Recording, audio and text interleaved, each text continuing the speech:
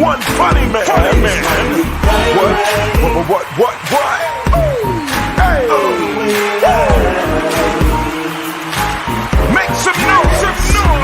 Ladies and gentlemen, from LA to New York, Chicago to Mississippi, let's give it up for America's number one funny man, Rodney.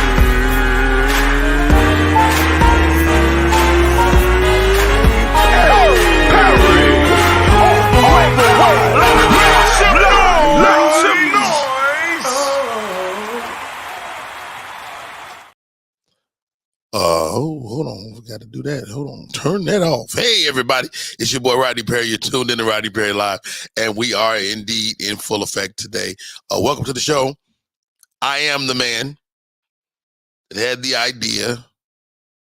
That is the reason you're here today. Thank you for popping in. I really appreciate it. Victor Marshall, got a question for you today. Man, first of all, thank you all for coming to this show on a daily basis, especially the faces that I see every week, every day. But, Miss Alfreda, how are you? Victor beat you today, Alfreda. How about this? We put up the one-man show this weekend, and I couldn't be prouder. I could not be prouder of the people that came out, the friends, the family. I mean, people that I've known for many years. Chief Ware, who I know 25, 30 years. He was one of my Navy shipmates back in the day. Belvia Latier came out. Joe Byers, Marvin Hunter, so many good folks. My agent, Guinea, my other agent, Patty Gill. Such a great turnout. And man, it's hard to get people to come out their house, especially when it's raining. But enough of that. We'll talk about that a little later. Welcome to the show this morning. My co-host is in the building. She's looking fantastic. I don't know if she got a lighting crew over there or what, but OMG, she done woke up and beat the face, everything. Ladies and gentlemen, the most immaculate hair, stellar comedian, all out, all around nice human being. And she will send your ass a gift card. Ladies and gentlemen, welcome to the show. FloSoAmazin. Hey, Miss Flo, how are you? I'm good. Congratulations on your show. I was sorry I couldn't be there. Yeah, I'm gonna put it up again. And Flo, man, I've been doing comedy 30 years, right? And Wow. I learned about myself this weekend. I learned, there is so much in my life that I'm just not sharing as a stand-up comedian. I don't talk about my Navy career. I don't talk about my wife a whole lot, to be honest. And, outside of some jokes I've created, I say my wife is trying to kill me. I woke up, she had a pillow over my face. But she didn't do that. She didn't put no pillow on my face. She ain't put no pillow on your face. Yeah, but I am lucky I got sleep apnea because I'd be half dead anyway. Oh. Big Rich in the building. Alfreda, Trina Pinkard, Sandra Davis, thank you for joining us today. My co-host, Miss FloSoAmazin. Man, Flo, I really had to, I'm like, I did maybe 90 minutes of material I've never talked about on stage. Wow. I talked about my father, my dad's, and I heavily identify as a product of a single parent. But my mother wasn't alone. We had stepfathers. We had, throughout her life, maybe 4 different men. One lady said, she said, how many daddies you got? I was like, you know what? You had a couple of stepdaddies. I had a couple of stepdaddies. I have my biological father. Okay. My biological father, his name was Leo Jordan. I had Benjamin Perry who gave me his name. Oh, gave me his name. My name is Rodney Benjamin Perry. This man gave me his name knowing that I wasn't his child. And this is in the 70s when guys wasn't claiming no babies. They wasn't theirs. Facts. And so to kind of navigate through those stories and it kind of really opened my eyes to to like another way to approach my comedy moving forward. Mm-hmm. Yeah. So it felt good to be vulnerable. And I feel like when you share, Yeah. more of yourself, you kind of, letting your guard down and you being more vulnerable. That's what it In, seems like to me. indeed, like say for instance, Richard Pryor is still the GOAT for me, right? The greatest of all time to tell a joke. For me too. And Richard Pryor, I'm sorry, Eddie Murphy would be a close second. Mm. But Dave Chappelle to me is not that guy. And he makes me laugh. And I think he's super talented and he makes me want to be a better comedian. Mm-hmm. He's not the GOAT because I don't think he's sharing anything real. Mm-hmm. And people, you can argue me the point. I would love to hear. Agree to disagree, right? Oh my goodness, stop right there. Hold on, we have a legend that stopped in to see the show this morning. FloSoAmazin. Do you know Sylvia Traymore Morrison? Do you know who that is? No. Sylvia Traymore Morrison was a black woman in the 70s, and she was one of the people writing Saturday Night Live. This is when Richard Pryor was one of those people, and she's an expert impressionist. Sylvia, if you see that link I just put in the chat, grab that link and come in and say hi this morning if you can, because I know you may or may not be able to. Thank you guys for tuning in. My name is Rodney Perry. That young lady is FloSoAmazin. Flo, how are you? I'm good. I feel better. I was battling the flu these past few Are you days. sure So the flu? Because that COVID be looking like the flu sometimes. it could have been the COVID. It could have been COVID. I didn't go get tested, but I feel like it's the flu because I had COVID before and COVID felt a little worse. COVID is different, man. COVID is, to me, you really feel, first of all, COVID is lonely as hell because you got to stay by yourself. You got to quarantine. But COVID is also, it's your breathing, No, I don't have any. and the flu feels like you say a little different. So you look great. Thank you. Thank you. You gave me enough time. 10 o'clock was perfect. 10 o'clock was perfect. I moved the time, and I'm going to tell you why I moved the time. Because we were on from 9 a.m. Eastern to 11, and I found myself rushing back to the house every morning to be on. And I would drop my daughter off and then trying to get over here. Now I can kind of take my time. I can get into the morning stories. I can look at the hot topics. I can see what I want to talk about. And so it's helped me a whole lot. So yeah, that move to I like the 10 o'clock. The 10 o'clock. I like 10 o'clock too. I like it. I definitely like it. So I was reading, Flo, and I thought about you as I was reading this. Well, I saw a video. That's a lie. I didn't read it. The young lady was talking about that she feels triggered when she hears women talking about being submissive. Where are you? I mean, we're both married people.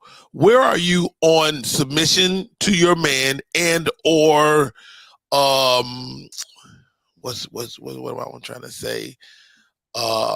Gender roles in our homes, in our relationships. Well, I definitely think the woman should be submissive to a man that's submissive under God. That's just me, because I feel like stop right there, because you don't just get a woman to submit; you have to submit to a higher power, to our God. Wow, that's great. Right. That's important for me, because I feel like then you won't abuse your position. You get what I'm saying? I can trust to be submissive under you. So I don't have a problem with it. Long as a man is not like, just I don't know, just overstepping their boundaries. Don't do too much, dog. Yeah. So I'm okay with it. And I definitely think there's not necessarily roles, but I understand why, men tend to think, the woman should cook and, maybe take care of like the household things, just because in the proper order, the man is out in the field, working. So the woman should take care of things. But if we all working, though, we should share the responsibility. I was going to say today we should share, because most time I'm out in the field. So I work. So me and my husband, we okay with sharing duties. He don't trip about washing the dishes. I don't trip about cutting grass, but I do wait to the last minute hoping he can get to it. He will get. Well, I don't want my wife messing around with my lawnmower, first of all. leave my lawnmower alone. And if Okay. it's not me, I got my Mexican. Because I'm a slave driver. I got a Mexican. And them niggas cut so fast. They come and be gone. Grass be Before cut. you even know it. Man, let me tell you something. My Right. Mexicans are incredible. So, but my wife don't touch no trash. Right. She don't touch no trash. To me, that's a gender role. Like my job, if it wasn't me, then my son would have I to was be gonna here. say that. My son take the trash out. I don't touch no trash. I don't touch no trash. You shouldn't. Hmm. Matter of fact, ladies, if you in a house with a man that got you taking the trash out, you in the house by your damn self. That's what I feel. I co-sign that. You know, what else falls under those roles? Like, I don't expect my wife to wash all the dishes, but I'm not gonna be doing that shit a whole lot. Right. But you don't mind chipping in. How about cooking? How you feel on cooking? I like to cook. Okay. You know, like I cooked last night. You know, my wife don't eat meat, so I made like this fly-ass little veggie soup. That shit was incredible. Oh God, it was so good. But See, yeah. my husband, he'll cook, so I'm pretty fortunate. He kind of like to cook too. He take care of the meat. I do the sides. So See, it's a teamwork. that's the way we do it too. Because you know, I like if I barbecue, ain't Hmm. gonna be no sides if she don't get involved. Right. I'm straight ribs, chicken, da da da, and they be like, "Well, where the beans?" I'm like, hey, "Look, if you want beans, you better go open that can." Yeah, that's how our household run. He's good with the ribs and the steak. Now I could cook some steak, but I don't play with ribs because I just can't. I haven't mastered how to make them Ribs take practice. right. I haven't mastered it. Yeah, wow, that's crazy. Hey, y'all, my name is Rodney Perry. You're tuning in to Rodney Perry Live. I'm sitting here with FloSoAmazin. Let's get to some of the hot topics, Flo. Black quarterbacks, 2 black quarterbacks in the Super Bowl. You know, even if you're not a Super Bowl fan, a football fan, you have to stop and acknowledge, man, Patrick Mahomes, Jalen Hurts did a great job last night. 35, 38 points. OMG. Did you watch the Super Bowl and take it all in? Yeah, listen, I actually thought the Eagles were going to give Kansas City the run for their money. So, I did too. right, I put my money on the Eagles, but not really like some money that was just in my head. I never really bet, but I put my money on the Eagles. But listen, either way it went, I really didn't care, but I was glad to see that, history 2 black quarterbacks. But Mahomes pulled it off. I almost feel like he was playing about that foot, so we could have a little He looked like he sympathy. faked the whole foot thing. He faked the whole foot thing. He really did. But I wanted my Bengals in there. We came close. Hey, you know, I was definitely rooting for the Eagles, man. But this is my thing. It was such a great game for it to end on a penalty or for it to end the way it ended. It was like watching 2 heavyweight fighters fight in the center of the ring and then stop and play a chess match to decide the whole thing. Anyway, shouts out to the Kansas City Chiefs. Well done, guys. Y'all got it done. I know my homegirls happy. Ursula and Kim. They Ah, love, yeah. So they were Ursula excited. came on the show last week, man. Ursula came on the show. She did a great job. I want to thank Miss Ursula. And Kim is one of my cool oldest friends. She used to help me with my merch and stuff when I would come to Kansas City. So Oh, yeah, yeah. they are good folks. Mhm. Rihanna, the halftime show. That was amazing. I didn't know she was pregnant. I think I saw the baby foot. Right. Right. She looked good though. I said, look at her up there. And she held up well to be pregnant. I was a little more lazier than her, had quite less energy. So yeah, she did her thing. Yeah. So what did you think? Like somebody said them little white characters was ASAP Rocky sperm. That was hilarious. I loved it because hey, listen, he ASAP Rocky for a reason. Because they just dropped the baby, They right? just had a baby. But you know what? I like when kids on top of each other because they have each other to lean on. Grow Like, up you know, together. 1, 2, 1, 2, 1, 2, like that. Mr. Hamlin was there, the guy that got injured that had the heart injury on the field. He was at the game in the box. It was great to see him, just enjoying life. Wow, He's that a guy, miracle. he is an absolute miracle, and he thanked his medical staff, all the people that helped him get back on his feet. Shouts out to Hamlin. He was sitting in the booth next to Roger Goodell. And do you think he'll ever play again? I don't think he should ever play again. Really? Yeah. I mean, he's such a young man, though. It's like. Yeah, but he have a lot of dope people around him where he can do something else in football. I'm not sure yet. Maybe some public speaking engagements, He something else. definitely could do that. Yeah, I don't think he should play again. And to be honest, I think it frightened him, that near-death experience. So he's saying, it's hard not to want to get back in the game. But I feel in the back of his mind when we showed the little interview that he's a little afraid to come back. He's afraid to come back. I believe he is, but he'll never say it. But I think he should he should take that win at life and just do something different. Indeed.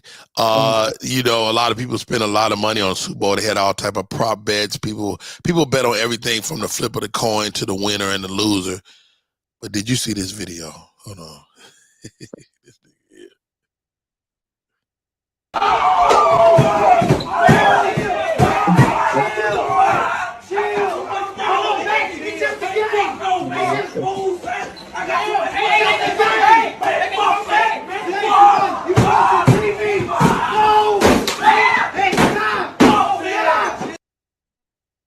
Yo.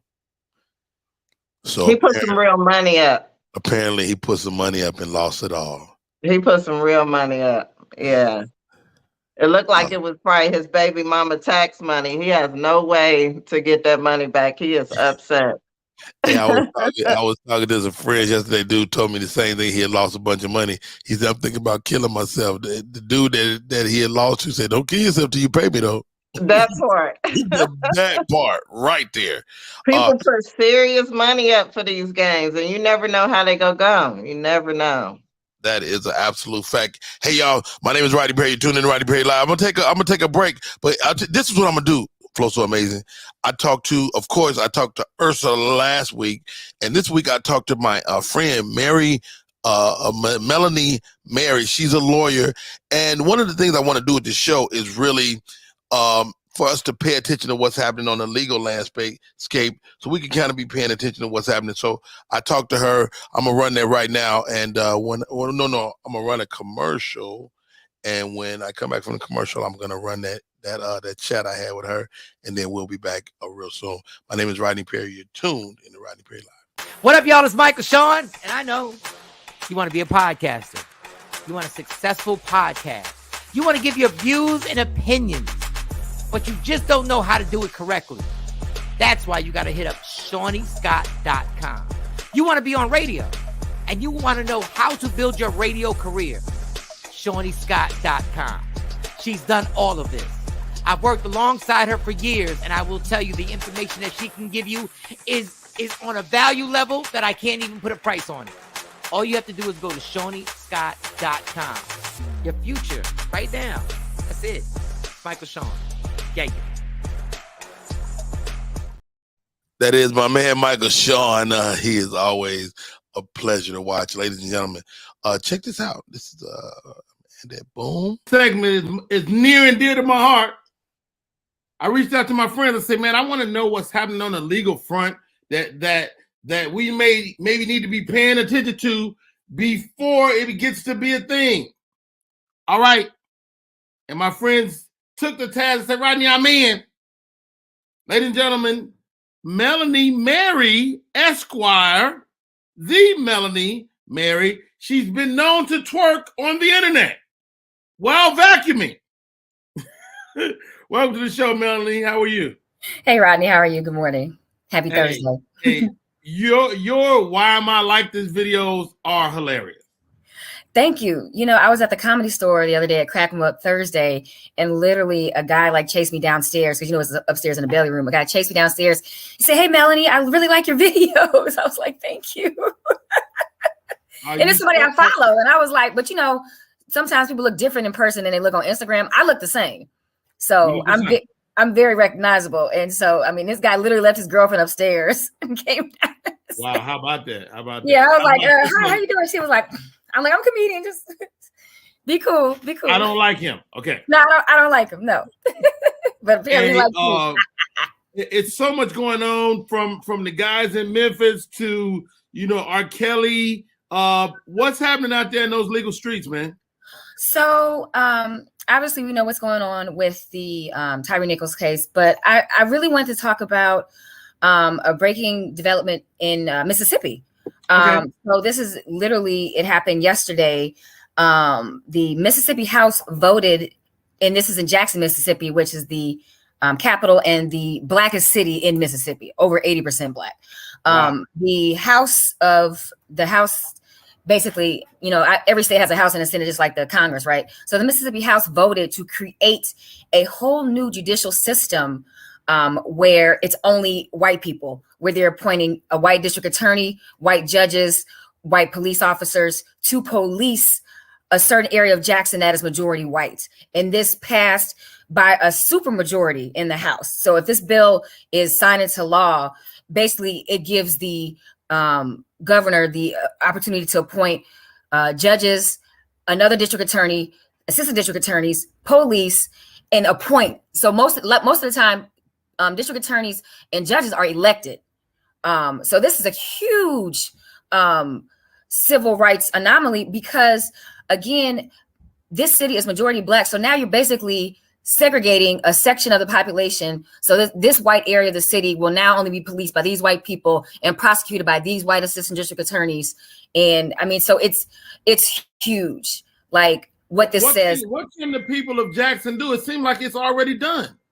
Well, honestly, the only thing you could do is vote. And we turn out for, the presidential elections, and even midterm elections, but we also need to be turning out for these local elections. I mean, there's no reason why a city that is majority black that this could happen, but the Republican lawmakers have been doing a really good job of gerrymandering and redrawing the district boundaries to ensure that they get in power. And unfortunately, Republicans outnumber Democrats in the Mississippi Senate and House. So, I mean, it sucks. Like the solution is to vote. Because if you don't vote, then stuff like this happens. Wow, man. It's so interesting to fathom that something like that could happen in 2023 in Mississippi. I mean? And they're still dealing with water issues, like not unlike Flint, Michigan. So like I think their priorities are a little messed up. Let's see. So now abortion is illegal in Mississippi. They are creating, white courts for now, basically white justice.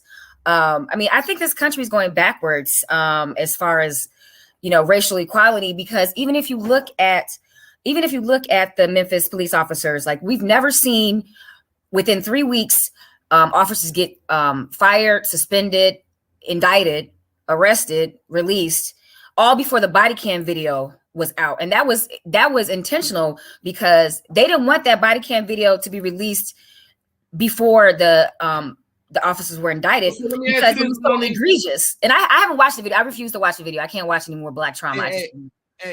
But you bring up a great point. So even though what they did was horrendous, as blacks in law enforcement, they're not even being treated the same. They're not, because, and it's funny because they thought the blue would protect them, but they don't have the complexion for protection. How about that? Like, they don't have a complexion. You can be blue, but you black first, dude. How about that? And I say all the time, like people like the NRA, they stand up and fight for everybody with guns, except for if you black with a gun. Well, I don't know if it was Chris Rock or Dave Chappelle, but it's like, you want to change the gun laws in the United States? Every black person get a gun and watch the gun laws change. How about that? Watch the gun laws change. Like if every black person was honored in this country, I guarantee you they would change. The law would change. We definitely have to vote. What else do we need to be paying attention to, Melanie?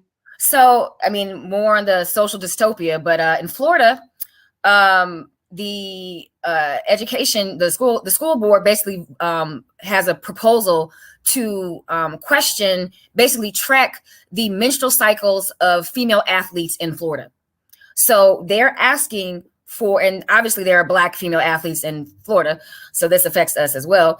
They're asking them to give the number of periods they've had in a year, the date their period started, the date of their last period. And I think this is interesting because Florida is one of the few states in the South where it is still legal to have an abortion up to 15 weeks and 6 days. I don't know why they just make it even 16 weeks.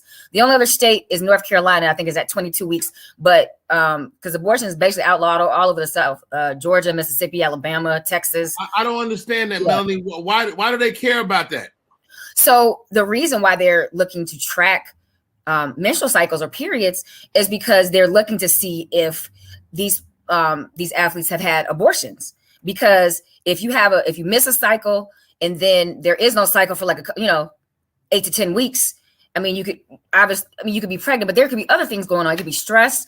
You could have PCOS, polycystic ovarian syndrome, which is a disease that causes irregular periods in women and makes it difficult for them to conceive. Mm-hmm. So, I mean, there could be a multitude of reasons. And also it's basically trying to nail down whether they're transgender or not, because a transgender athlete would never have a period, obviously.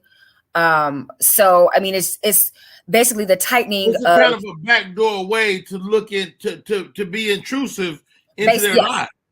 Absolutely, wow. But we're turning into a socialist or communist state. We're going to be China pretty soon.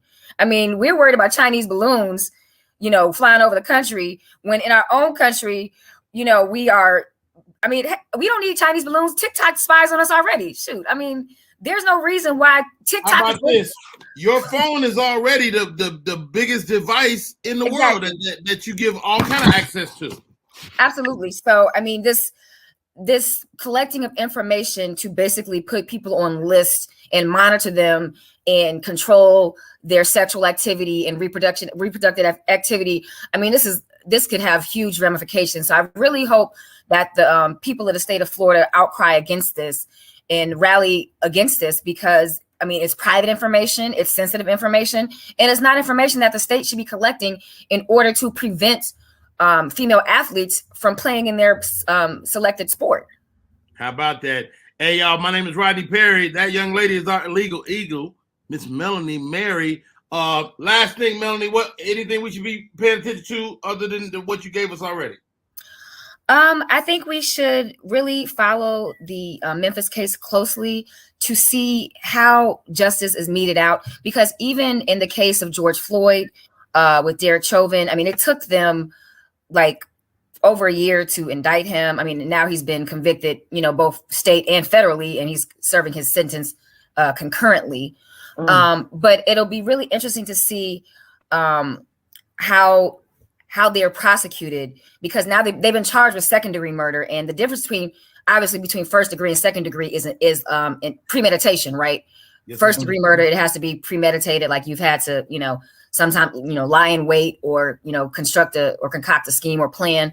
But second degree murder is kind of like spur of the moment. So, I mean, I'm interested to see if it'll be reduced to manslaughter, because again, Memphis, what jury pool are you drawing from? Memphis is majority Black as well. Very so good. I'm definitely going to be following this case very closely to see how the outcome is, because again, Black cops killing a Black man in a Black city with a Black jury, a Black mayor, a Black district attorney. I mean, it'll be interesting. A Black police chief, a Black female police chief. So it'll be interesting to see how this plays out when it's all us. Yes, ma'am. Hey, that is Melanie Marie. Melanie, how do we stay in touch? Well, you can follow me on all my social medias. The Melanie Mary on Twitter. Instagram is where I post my infamous videos and upcoming show dates. I have a show tonight in North Hollywood. I have a show Saturday on. Well, of course, that's not true. We did it on Thursday. But thank you to Melanie Marie for giving me that information, man. So much stuff. That's a lot to, to process, so much on the legal front and stuff like that, man. It's really, man, this world we live in, Flo, is it not insane? It's super insane. I'm confused on how does this get around us? How do they set these things in place before we can even like vote. I know she said you want to get out and vote, but who knew? I think people would have, gotten out and vote if they knew that was going on. They was creating a white judicial system like that. I mean, you know what? You make a great point, and that's why I wanted to cover some of these stories so we can start paying attention. Because it's in the paper. It might be even show up on your nighttime news. But a lot of us are tone deaf, and we are tuning it out. And you would rather watch The Masked Singer than pay attention to what's going on in the world. Wow. Hey, I'm Rodney Perry. Get this. Sylvia Traymore Morrison. She said, Rodney, I ain't cute. I don't want to come on there. I said, you got to. Ladies and gentlemen. She is cute. She telling stories. Ladies and gentlemen. Oh my God. Okay. I had the pleasure. I'm in Vegas, Flo, with Monique. Monique and I did a couple of dates, maybe 2 years ago now, maybe 3 years ago now, huh? 3 years ago. And I get a call from Washington, D.C., the mayor of Rap City. He said, man, my friend Sylvia is in Vegas and she wants to meet Monique. I said, well, who the hell is Sylvia? He said, you don't know Sylvia Traymore Morrison? He said, Google her right now. I picked up my phone, boom, boom, boom. Sylvia Traymore Morrison. She's history. She is Black history. She was a writer on Saturday Night Live, and they wouldn't give her full writing credit. She was absolutely there. You were part of the crew that was there when Richard Pryor was on. Am I right? Well, I was with the crew the original crew with John Belushi, Jared Morrison, John Belushi, and the first group of Saturday Night Live. When I went there, it was in 1979, I think it was. And because that's the year that Richard Pryor was supposed to host the Muhammad Ali roast at the Apollo, and he called the day of and said he couldn't do it. Can't do it, Jack. So Dick Gregory was standing there with his hands like, "What am I gonna do? Because I don't have nobody." And I just told this. Well, let's say that part because Sylvia Traymore Morrison is not only a fabulous comedian, but she's also an expert impressionist. Yes, I'm the first Black female impressionist in history of this country. Is that true? First one. They've done all kind of research trying to find Black women. Now, I don't know about white girls. I think Carol may have, she's older than me, so she may have started. But I did my first show in 1969. And I was doing impressions. So by the time you're doing something, you 20 years in. Yeah. Yeah. Mm-hmm. Get out of here. Well, now I'm 53 years in. So get out of Sylvia. First of all, you're looking gorgeous, okay? I look a hot mess. I was like, look at Flo up there looking like a major movie star and just beautiful. And I'm going on here with my hair all done. Look, I got a little ponytail. But Rodney, let me say this. If it's okay, I'd like to say this because I can't stay long. But what I want to say to you is I don't get a chance to thank you often enough for the role that you played in my life as well. Because when we were in Vegas, and you told Monique that I was there, she first of all, we went to eat. You and I went to eat and we talked. Yes. And you told me in the conversation, you said, "Oh my God, Sylvia, Monique is going to love you. She's going to absolutely love you." And she's a student of history, and people don't know that about her. And she likes to connect with people that are real. And I knew after talking to you, I knew that she would completely love you. Well, how about this? Just yesterday, I posted a video of her at my 50th anniversary, and she talked all about you. You got to go see it. It was so funny. She said, "So Rodney Perry, you know what I'm saying, sugar? Rodney comes." She comes back. You got to go on my Facebook page. I just posted it. The first half of the whole video is about Rodney Perry. Really? You came and talked to her and told her about me, and then she took me.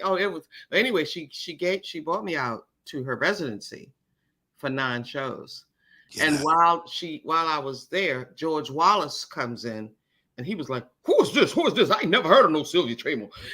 And he brought me to his show to introduce me. He has a residency. He had a residency there as well. Yes. Mm-hmm. Now, I was recently, I just did Sherry Shepherd last Monday.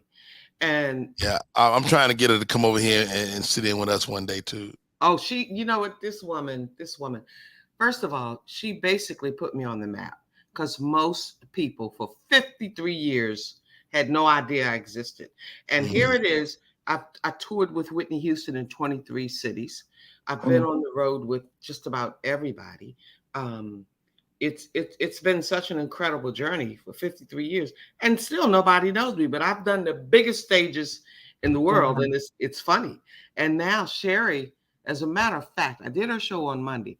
2 days later, she came back on her show and announced that I was there. She put put my books up. She said, you got to buy these books. You got to do. I mean, it was such a blessing. Wow. It was such a blessing that woman did just, and since then, my social media pages, I don't know what's on there, because there's so many people that's coming up there talking about congratulations. How come we don't know you? When are you going to be doing next? So my next performance is I'm doing a play, one woman, entitled The Return of Jackie Moms Mabley. And one of the reasons why I'm excited about that, we're at the Bowie Center in Maryland for the performing arts. I get to introduce, the same way nobody ever heard of me. I mean, not nobody, but people heard of me, but it's just a lot of people haven't. A lot of exactly. I completely get it. I know what you're saying. Yeah. So anyway, I get to bring to the stage, because a lot of people don't know that Moms Mabley was a singer and a dancer before she was a comedian. And I get to bring 9 women to the stage, because I'm an impressionist. So I'm bringing Sarah Vaughan, Ella Fitzgerald, Billie Holiday, Josephine Baker, Nancy Wilson. Who is the other one? Pearl Bailey and Aretha Franklin. I do 9 impressions, and we opened in December. And the one question that people have asked me about the play is, how can you do 9 women and spot on? That's awesome. Yeah. Spot on, because I hit them with Sarah Vaughan. Look at me, I'm I do all that, because people don't. Today's generation, they don't know these women who paved the way. Yes, people kicked in doors, knocked them down, put it on so that we. Well, they your boy. Oh my God, I can't think of his name, but his wife wrote a book called Comedians Laugh Be a Lady, and I'm in the chapter with he died. I am sick that I can't remember his name. Anyway, you talking about you just mentioned his name, Dick Gregory? No, not Dick Gregory. I'm gonna tell you in a minute. Okay. His wife wrote a book entitled Comedians Laugh Be a Lady, and I'm in the chapter with Gene Stapleton, B. Arthur. Wow. Mary Tyler Moore, all these white queens, so they say. And I'm like, I called the author and I said, so what made you put me in the chapter with those women? You didn't know her like that? I say it again. I'm sorry. I mean, did you know her? The author? The author, yes. I knew her because she interviewed me. Okay. For the book. So when I called her, she said, "Oh, you didn't know how she was gonna organize the book." Right. I had no clue. So I said, "Well, why is it that you have me in here with all these white giants?" And she said, "Well, Miss Sylvia, you were right there with them. You, as a Black woman, you just didn't get the television coverage back then. Nobody putting Black women on no other than Diane Carroll." So the play that I'm doing, The Return of Jackie Moms Mabley, not only do I get to do Moms Mabley, I do a young Moms Mabley too. And I have those other 7 ladies who I just named for you. I get to scat like Ella Fitzgerald. So I'm just, I'm excited. And I wish, Rodney, that you guys could come and see the play. Hey, I'm gonna do my best. I just put up my one man show this past weekend, and Sylvia, when I tell you it's changed my life, it's changed my approach to comedy. Yes. And so I would love to see yours and how you approach it and how you use multimedia and how you tell this story of these incredible women, man. It's like an honor for me. What's your total runtime? 90 minutes or more? I'm up on that stage by myself for about an hour and about an hour 15, hour and 20 minutes. But it's like it's so much because it took me like 6 months to learn the whole script, you know, and then I had to do songs that the women did, and while I had to dress like all of them. So it's like I go backstage and switch into a whole new costume. And while I'm doing that, they have a voiceover to tell you about the woman who I'm about to do. So by the time they put her picture up on the screen, I come out just like them. It's a blessing. I love it. Oh, it's truly amazing. I can't wait to see your one-man show. Yeah, thank you for popping in today, though, man. Ladies and gentlemen, a legend on the show. We're in. Are we still in Black History Month? Yes, we are. Yeah, it's still Black History. How can we see it if we're not there live? Are you going to eventually put it out to the public? Or?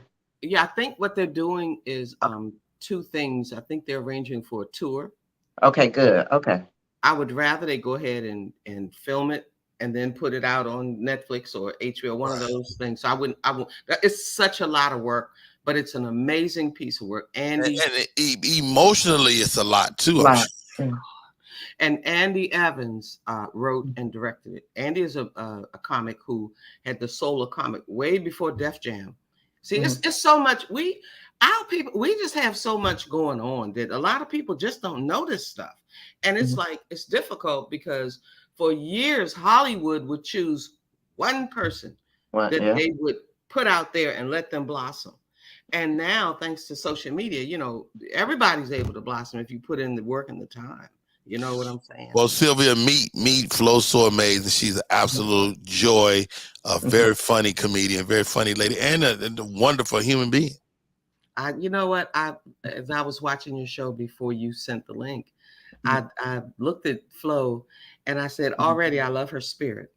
Already. So I'm thinking she's probably funny as I don't know what. And I love her. Yeah. Then you know what? Here's another thing, Rodney. You know, at one time, and this is, I know I'm gonna get a lot of pushback on this. I know a lot of people are gonna push back then. But at one time, God, Lord have mercy. Okay. Oh, you go. Okay, I'm looking at Flo. You halfway there now. I'm looking at. She gonna tell it. I gotta say it. And look, Freddie Ricks told me, he said, Miss Sylvia, you can say what you want. After 50-some years, who gonna bother you? So, who? What they gonna do? Fight you? Come on. But I'm looking at Flo and I'm thinking to myself, oh my gosh, she's so beautiful. You know, there was a time that if you were beautiful in comedy, they would kind of like drag you. They would. And when I first started out, why do you think that is or was? There's a lot going on in the comedy world, and I'm not saying this because this is exclusive to Black comedy too. Because like white girls get to walk on stage and be cute and talk about sex, and nobody even questions them. Exactly. And when I first started doing comedy, I couldn't wear pants. At that back and during that time, you know, that's why I'm such a clean comic, because we couldn't curse on stage. You couldn't go up there and say certain words. You know, it's just, you just couldn't. So if you were like, they never took me serious because, by the way, Flo, when I was like a young girl, I was a bad little sister. I was like I was doing Tina Turner, and Tina Turner was checking me out. You know what I'm saying? So you were showing out. Well, she was the entertainer who convinced Whitney. She didn't do it. I'm talking about my impression of her. When Whitney saw me doing Tina Turner, she was like, wait a minute, hold up. And then I followed up with Diana Ross. So these are two, in my opinion, two of the most beautiful girls we had. Wow. Yeah, you know. But nowadays, because of social media, it's changing. You can be as beautiful as you are, and you can still go out there and kill an audience. You bring some serious profitable, I'm talking about emotional profitable or emotion, what do you call it? Just funny stuff. They're going to see past how beautiful you are and love your work. So I agree. Rodney has, for me, once Chris Thomas, like you said, Rodney introduced us. He called you out in Vegas. Yeah, he did. And, I also, another thing you don't know, Rodney, and I'm so grateful. I'm so thankful to you for recording what Monique said on that stage that night.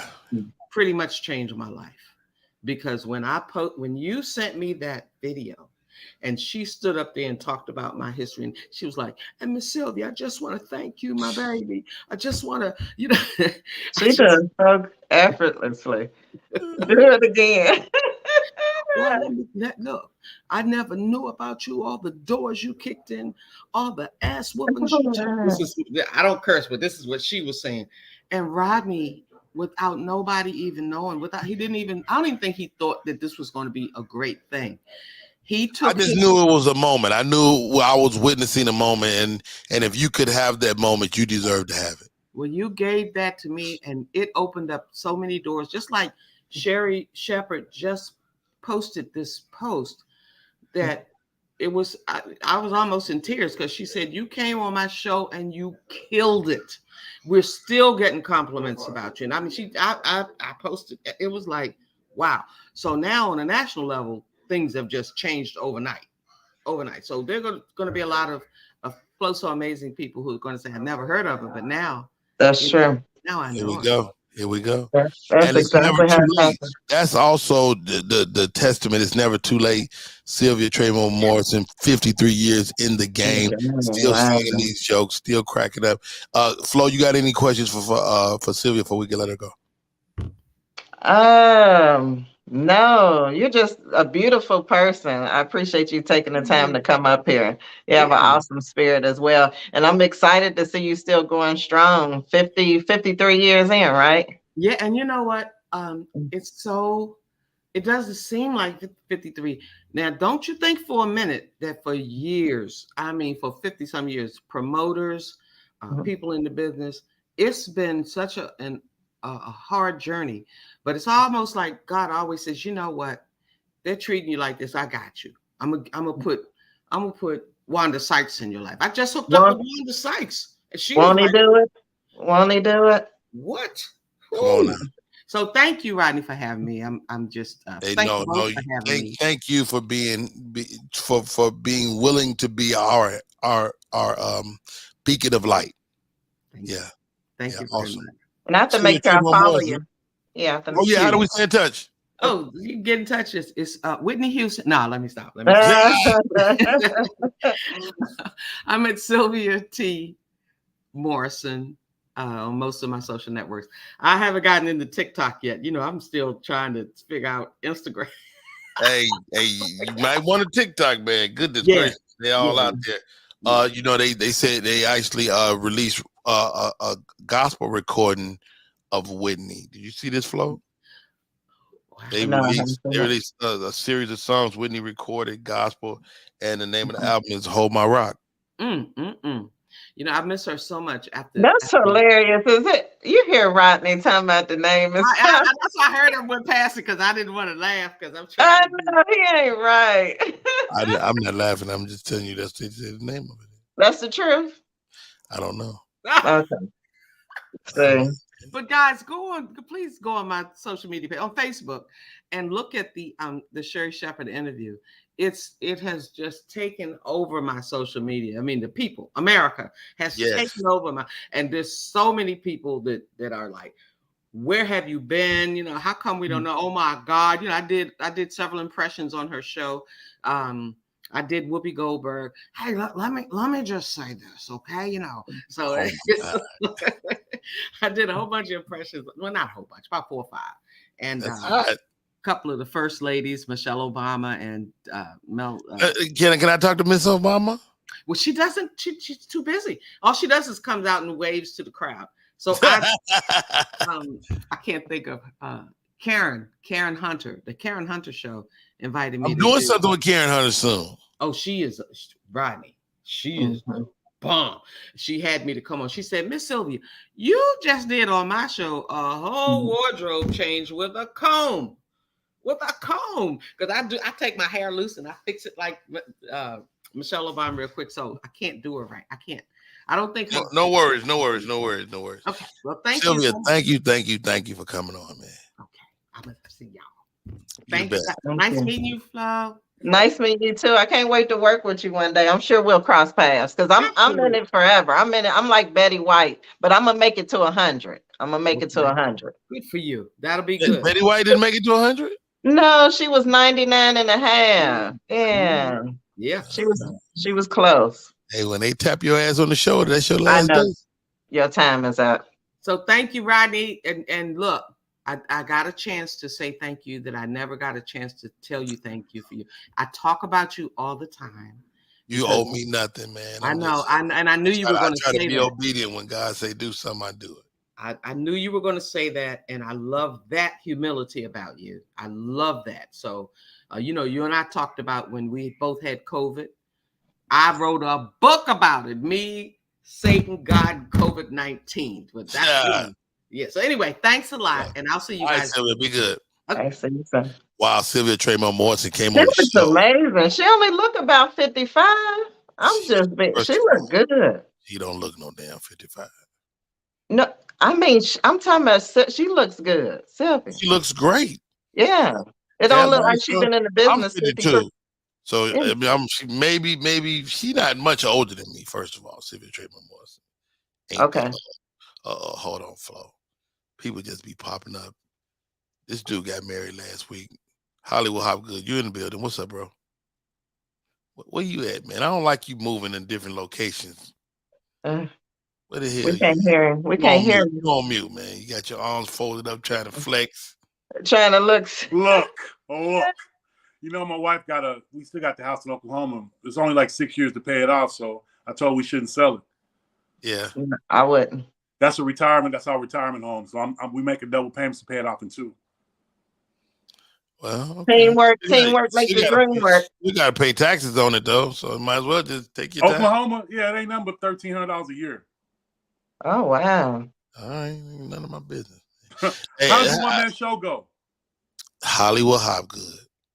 It was nothing short of amazing. I was telling Flo, matter of fact, Hopgood, say hi to Flo. Meet Flo. So amazing. Hey, Hollywood. Like I think Flo's so amazing that phrase should be a gospel song. She needs to patent it. Flo's so amazing. I've heard that. I need to get on top of it. Flo do. And Flo, would you please tell Rodney that he is a beacon for people? I don't know why he says he's obedient to God, but Rodney gives people so many chances on his platform, so many ways for them to be. Me included. Yeah, me included. That one-man show needs to be pitched. Somebody needs to be there recording that and send that to Netflix or Essence. Because you know what I'm doing next? I'm putting it up in LA. Oh, look at him taking phone calls. Essence is doing a deal now, Rodney. That they're who? Essence Magazine. What you doing reading Essence? Brother, I go to Essence every year. I'm on the app. They send me the app when the lineups come out. I go every year. You can't go no more. You married now. I know what you. I'm taking a wife. We already booked. Really? Yeah, on points. So they're doing a deal now. If you can tell your story. Oh, do you go to Essence? No, I never been to Essence. Oh, that's amazing. Yeah, you would probably kill it down. Yeah, because they do a comedy deal. Like Carlos Miller did a deal with Guy Torrey. Okay. And, Guy Torrey put it on. Yeah. I had to cuss him out because I'm like, Guy, come on, man. You my man. How you not put me on that show? Right. He had B. Simone. He had my boy Ryan Davis, who's hilarious. He had Carlos. That's my boy, too. I like Carlos. Hold on. This is why my friends are stupid. The show went well. Rodney got a whole new mic. Yeah, shout out to Rodney's mic. I've been had the mic, and you know what? This is the thing, Flo. I got the mic. I got a whole mixing board over here, and I wasn't using it. And this show has a life as a podcast too. So I wanted it to sound better to the people that would just listen to it. You are sounding very whitish right now. My voice is, you know. Tell me a secret. I think I'm just sleeping. But they're doing a deal now that if you submit your work, it'll be I don't shown care to about that. everybody. I don't care about the how good. I don't care about that how good. This is what I want to know. Do you and your wife, y'all just got married? They've been married, Flo. You know, we old school. Him and his wife been married all of 5 days. 6 7 days. And then how long were you together before? About 4 They months. was in love years ago, and Yeah. they reconnected, did the nasty, and he said, I gotta jump up and down in that direction. He had to lock it in. Am I That's lying? I'm good. hilarious. Am I lying on you? It's your delivery. I know, right? He He slid it said, in on you. I He want slid nobody in. else. I want nobody else stirring up your porridge. I thought it was more meaningful and love story. Oh, you saw her. She told you something good.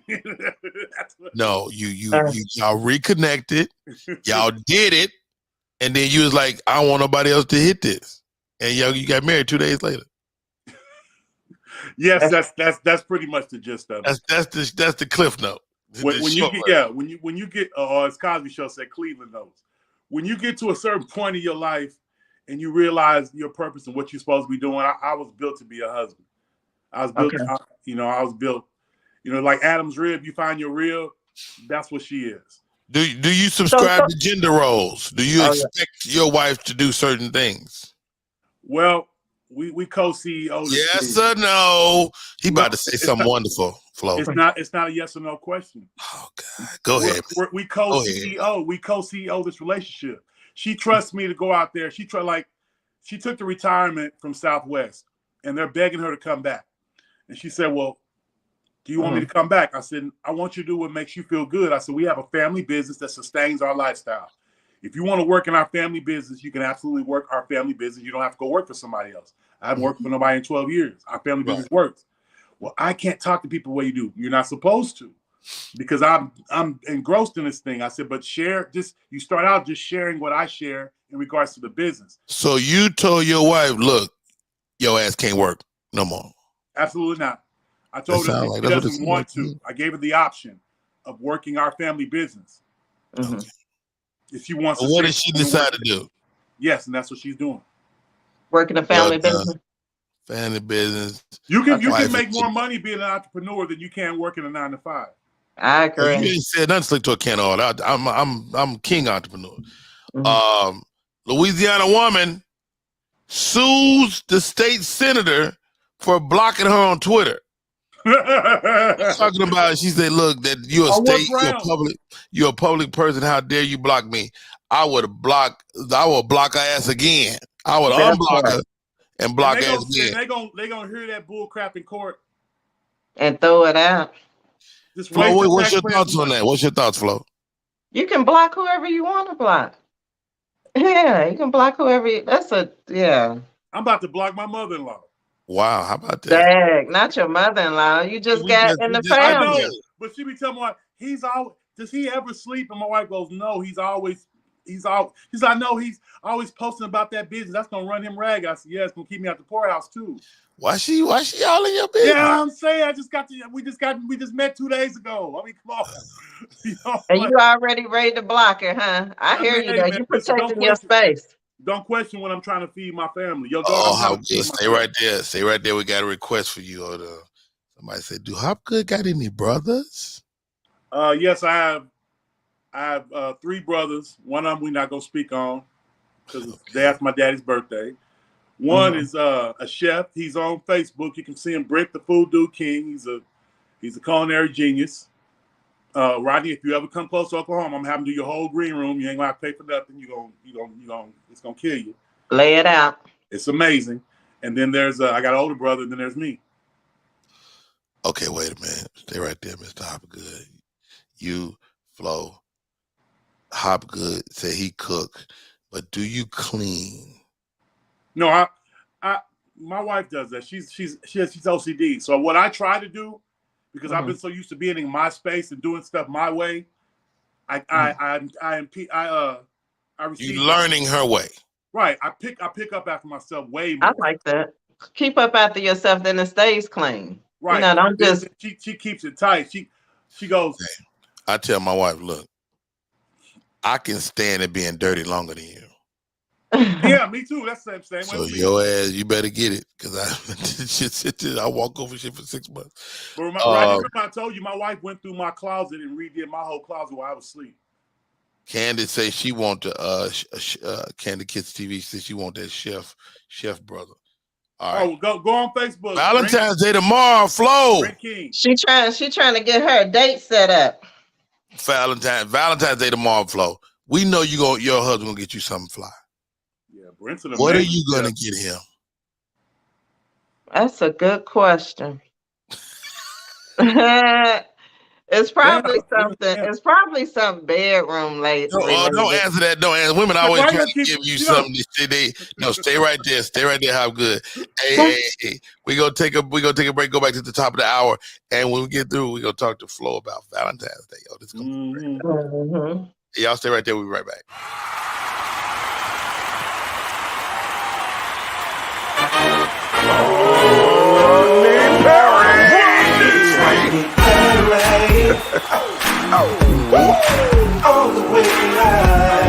Get ready for America's #1 funny man. What? Hey. Make some noise. Ladies and gentlemen, from LA to New York, Chicago to Mississippi, let's give it up for America's #1 funny man, Rodney.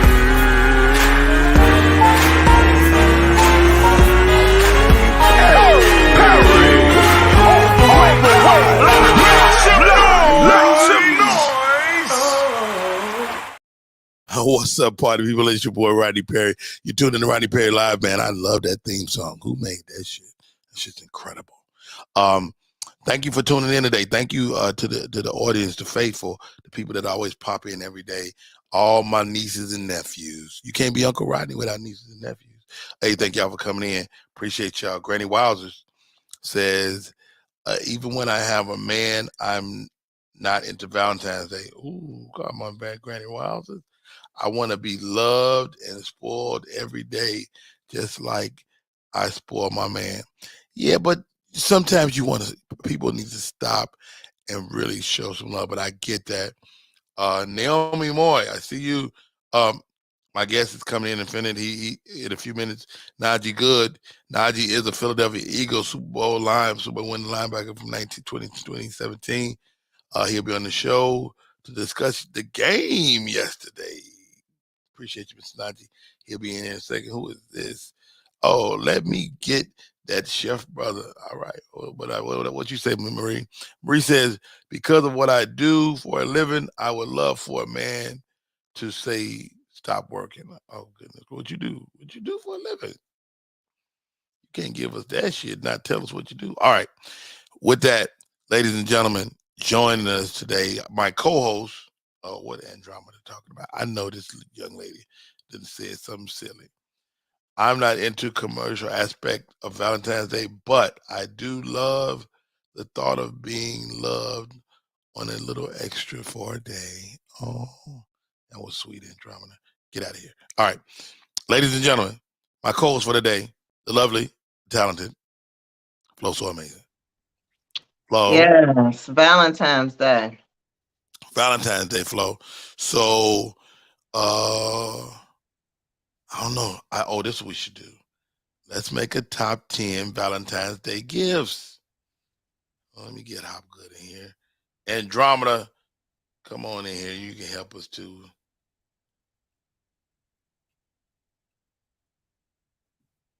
And if you have any ideas, anything you think I should do with the show, let me know, man. Shoot me an email, rodney@rodneyperry.com. Also, Hopgood. Yes, sir. How are you? We're going to put together a top 10.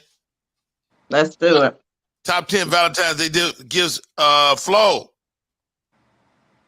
I think a good body massage, but the kind that they do that's like, more like foreplay, where I have on like a little red nightie, because I don't wear thongs. Women are always trying to give sex for Valentine's Day. No, it's a good massage. And then it So may you gonna end. actually do the you gonna do the massage? You gonna hire him a masseuse? No, I'm gonna do it. I'm gonna do it. Yeah. Oh, I'm gonna put baby oil.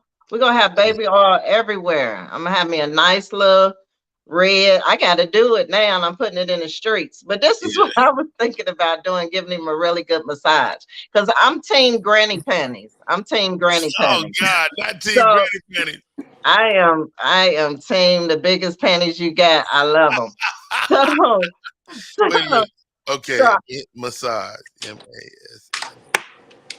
yeah, really All good. Full body, full body. Full body. So you're gonna even them little crusty toes, you're gonna get all down up in there.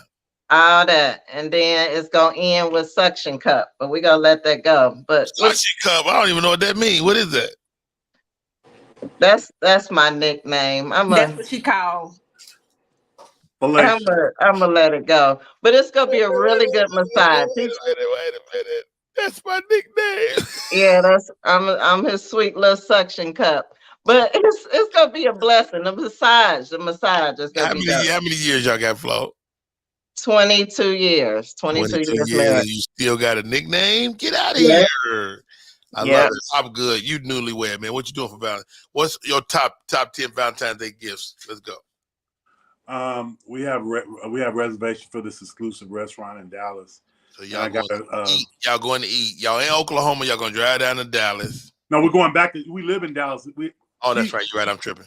So we're going to go to the restaurant. I got some out to dinner. Out to dinner. Dinner work. And I have her 2 dozen of these 5-foot roses coming to the house. You got one. We putting together a top 10. Okay. Dinner. I love dinner. I'm gonna give you 3. I'm gonna give you how many 5-foot roses? Mm-hmm. Mutant. I don't think I've seen 5 foot. You said 5 foot roses? Well, I'm sorry, 4 foot. I got the website. I'll send the link in. Okay. So they actually stand on the They're that tall. Yes, yes. And I ordered the vase separate, so they'll come the same day. I'm about to say that vase. You got to have a vase, a big ass vase. Mm-hmm. All right, ladies and gentlemen, one act drama. But I was gonna say flowers, but he already said that. He did. So I don't like anything that dies. You ain't gonna say no 4-foot flowers either. I know. No, don't buy me 4-foot flowers. Yeah, how tall are you, drama? You ain't but 5'6", right. 5'2" She'll feel like she in the fields. Right. Okay, drama. You got number 4. Let's go. I wouldn't say chocolate. Everybody, whatever their favorite candy is. Favorite candy. My favorite my wife candy. likes dark chocolate. What y'all like? I like dark chocolate strawberries. Ooh. You want some Skittles? It's my favorite. Skittles. Mm-hmm. That's why I said everybody don't like chocolate. So why buy me chocolate if you know my favorite is sour Skittles? You show up in this house with some Skittles, they're gonna throw them shits back at you. My wife likes Reese's Big Cups, and she likes the Starburst jelly beans. Okay. I guess. Them Starburst jelly beans off the chain, man. I don't like flowers. I like flowers, but I don't like them as a gift because they're going to end up dying. So I've never been a fan. My husband used to try to get me roses, and I'm like, take me to Papa Do's. I know the food I do is fuck with Papa Do's. That is my spot. Yeah. Now, wait. You can preserve flowers longer. You know how to do that, right? That's the problem. Okay. Those are you cut the leaves off the stem. You cut those leaves off, and you cut the bottom at an angle before you put it in the water. And you can put a little aspirin in the water too. That'll make them last for another. I mean, you can keep because I used to be like that. I was like, I'm not giving my wife no flowers because they die too fast. But you can make them last for like a 2 or 3, like some nice weeks. Okay. You see that rose box, Rodney, is supposed to last for 6 months to a year. Some crazy. Man, that shit creepy as hell. So I bought that for my wife last year. It was a little box. It had roses. That shit's still upstairs. Grow. Oh. Them roses is still there looking at my ass like, nigga, we ain't never leaving. I was like, I don't mess with it because I feel like the box is haunted. I started to get that. I got it, and that shit never died. Okay. And it's real roses. So what they spray embalming fluid on it? No, I ancient Chinese don't know secret. what they put on it, It's man. Ancient Chinese secret. Grand a Diva Chinese. says she wants some silk flowers. Ooh, that's cute. Okay. See, I don't want my flowers that long. I want you to have a reason to have to buy me some more. How big is them glasses? You imagine having The that? Why you want some flowers? Them flowers in there. It's good enough. I bought them 9 months ago. It's good enough. All right, Candice says she want that Ferraro Rocher. Oh yeah, that's a good chocolate. I don't like them little coconut things inside that mug. The texture, yeah. All right, we got 5. We're back up to you, Flo. We still top 10. Valentine's Day gifts ideas. I don't know. We could put you can play some type of I don't know, card game. Let him choose. I would make up like some card game. I think that's fun. Some interactive. First of all, this is another ploy for sex. Let me tell y'all something, ladies. Flo may have a point. How you stay married? How you stay married without sex? Oh no. I'm saying you need to go buy something, Flo. I would need to go buy what? Something. Pay for the Brazilian for the sex. That's about something. Hold on, that ain't bought nothing. You can't get no wax for the. You know what? Y'all quit regifting. Okay, Brazilian. You said it's called regifting. Yeah, I could have got that. I got that Friday. Yeah, why you don't regift? Okay, y'all consider, but it's special attention on Valentine's Day. It's another level. Okay, you done already done the suction cup. What else? Yeah, you wedding night. Maybe she give you 10 minutes instead of 5. See, 10 whole minutes. Boy, y'all cold blooded. We cold blooded. My guest is in the queue. We Okay, got to get to the bottom of this. Some Valentine's. Let's do some Valentine's boxers for him. Boxers, some draws. Men always get practical gifts. Boxers, draws. Boxers are nice. That's because y'all don't buy your drawers. After y'all get married, y'all First stop of buying all, drawers. my drawers ain't comfortable till they got a dookie stain in them. That's why, and a couple of holes in them. They'll keep them. Now you laughing at me. Hopgood, next on the list, what? Top 10 Jewelry. Valentine's Day gift ideas. Jewelry. That works. You want to show off. Hopgood, fucking wonderful ass. I knew he was going to say that. All right, 3 more. At One Act Drama. Pay a bill. You will pay That's a the bill. MVP. Yeah, pay a bill. That's a load off somebody. Even if you just give me the cash staple to the bill, just pay a bill. Well, you're a liberal woman. What bill though? Hold on, Hop. What bill? I don't care if it's my cell phone bill. A bill Ain't is no a bill. I you ain't want got your to pay. bill paid. I'm talking about what you gonna give him. A cell phone bill. A bill is a bill. If I take, you know what? Detail his car. Take his car to get detailed. That's nice. Leave That's my nice. car alone. Stay out of my car because they don't tell him what I got in there. All right. So, okay. French perfume, spa days, jewelry, a trip to the Mediterranean. Cologne is good. I like a good smelling I'm man. Never had a cologne. Right? Never had a cologne. Okay. COLOGNE. That baloney. I don't know. Okay. Who said the trip to the Mediterranean? Naomi, you know, she flexing.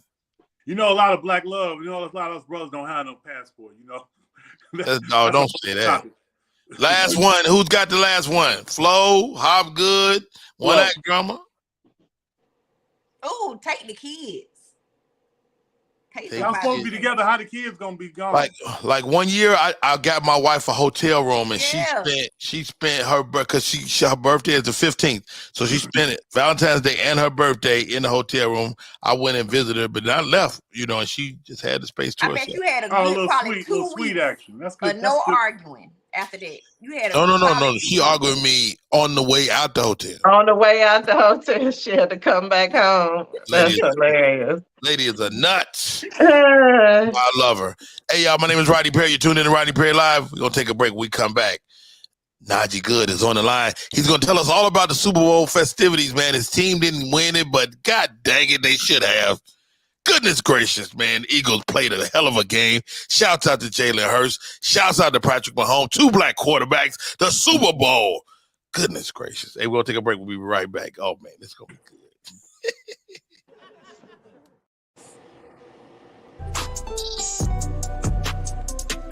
I'm an actor in an ad that was given 12 seconds to remind you that if you're high, just don't drive. Because if you feel different, you drive different. It's illegal to drive high everywhere anyway. It is illegal to drive high. I don't drive high unless I have to. Hey, it's your boy Rodney Perry. You're tuning in to Rodney Perry Live. Ladies and gentlemen, I just met this young man, but he is dope as hell. He is a Super Bowl winner. He took home a ring back in 2017. He is now taking his life to the next level after football. He was at the game yesterday. I had a chance to bring him home before the game. I said, no, man, tell Najee I want him to come on after the game. Give me his thoughts as everything unfolded in front of him. Najee, good. Philadelphia Eagles, great. What's up, Najee? How you doing, man? Pleasure to be back on the show. Man, thank you for coming on, man. I was talking to Naomi. She's like, Najee's gonna come on right after the game. I said, Najee gonna be drunk. Yeah, let Najee have his fun, man. Angry drunk. oh, man, dude, man. I mean, your guys did their thug thizzle, man. Jalen Hurts did his thing. What happened, bro? Man, like I know everybody talk about it. I know everybody said something about it, but it's some things that just shouldn't happen during the game, man. Even for the TV ratings and that call on the last drive. It was a gut wrencher. But I mean, it's never about one play, man. I know James. We actually, oddly enough, got the same agent. And, wow. I know it's different things that the defense wanted to see themselves do throughout the game, man. Because in the first half, they was getting to Mahomes, damn near hurt him. Damn near got to that ankle with TJ, rolled him up. That offensive line stood up on the other side, man. They really like protected that young man the rest of the game. Yeah, and that was the difference of the game, really, for me. That was it, man. If you look at the Eagles throughout the year, man, the characteristic of the defense is they get sacks, they hit the quarterback, and they take them to the ground. And when that happened, they get hurt. It happened against San Fran. People can complain all they want to. And I say this to any fan or any critic. You can talk as much shit on the Eagles as you want to and say they had the easiest schedule. But if they do that and ain't no such thing as the easiest schedule, you still playing NFL players. Exactly. And if they get to the championship game, why – why are you complaining? If they the best, they're supposed to be the best. They acted like the best. They got to the best game. So my hat goes off to them, man. It was a great game. It was a great Super Bowl. Jalen did his thing, man. He still broke records. I know it's one play that he won back, but at the same time, he came back and he capitalized. So, man, when he dropped that ball, man, I'm like, this dude never drops balls. Like, he never makes mistakes like that. And, of course, it's the largest stage in the world, man. But man, goodness gracious, man. It hurt, man. What a bumble. You watch the game, man, and they out there slipping and sliding. I remember in Arizona, we played back in, I think it was like 2014, 2013. It was this exact same way. So now you mentioned that slipping and sliding.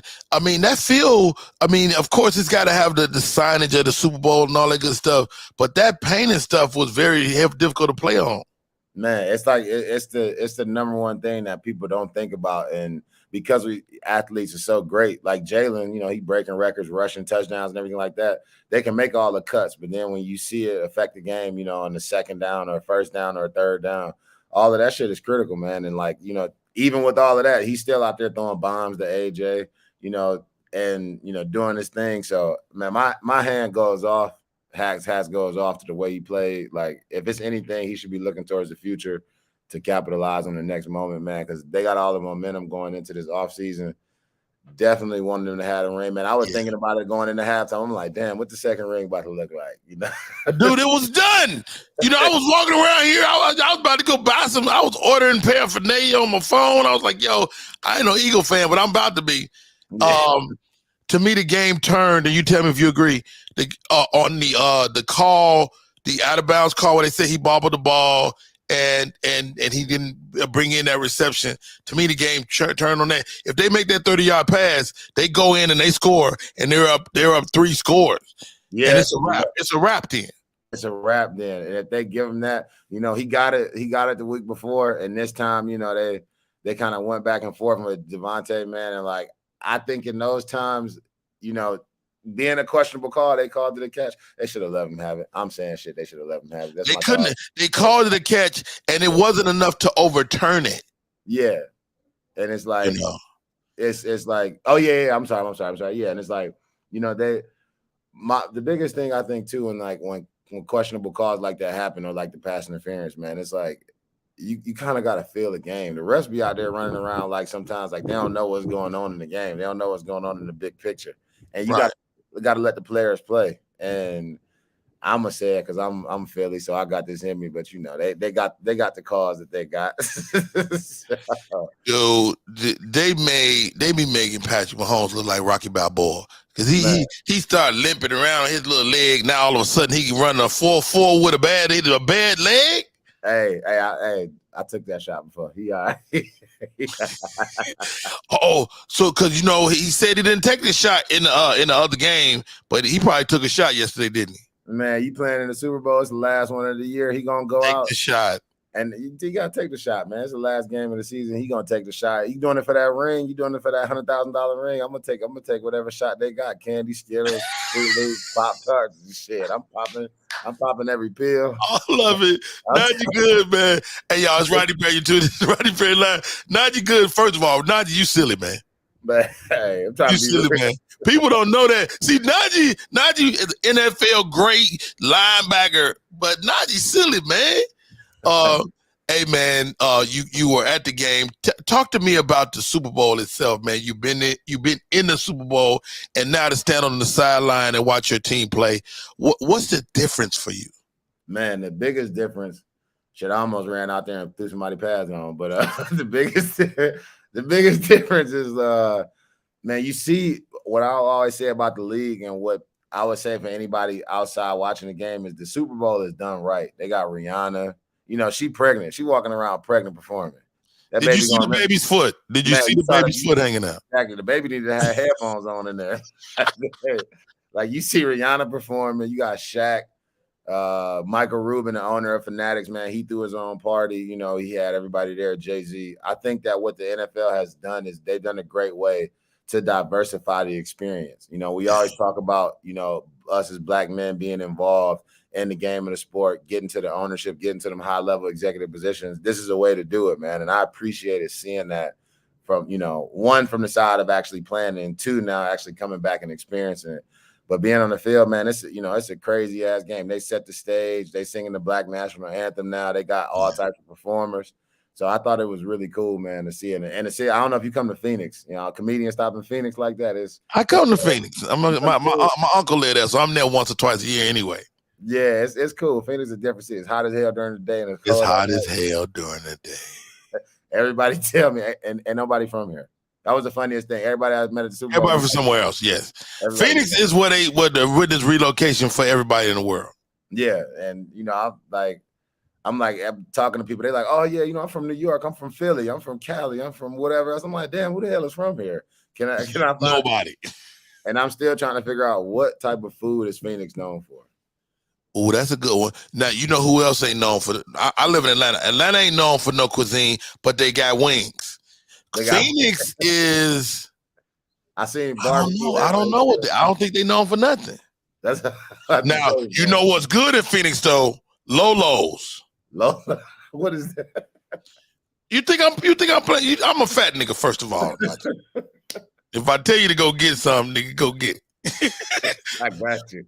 It might be Lola's. It might be Lola's. Oh, Lola's. Yeah, Lola's. I have heard of Lola's. That. It's like a clean Roscoe's chicken and waffle. Yeah, he said clean.